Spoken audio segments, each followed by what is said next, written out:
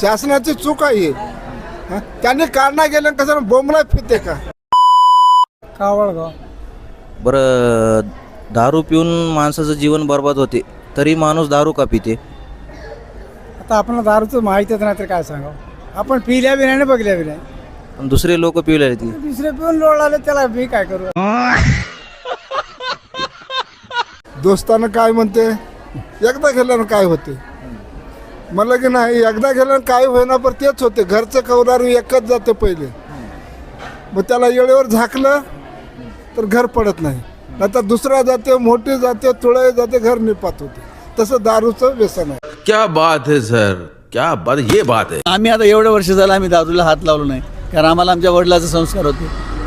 आम्ही बाबासाहेबाची लेकरं आहोत. आम्हाला बाप दोन आहेत म्हणून आम्ही दारूला हातच लावत नाही.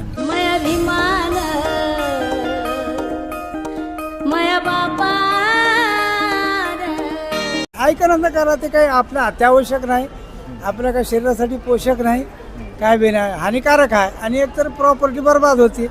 ये बड़ी अच्छी बात कही आप. मरायला काय नाही माहिती नाही वाचायचं असलं तर मग फित नव्हते मरायलाच पिवलेले.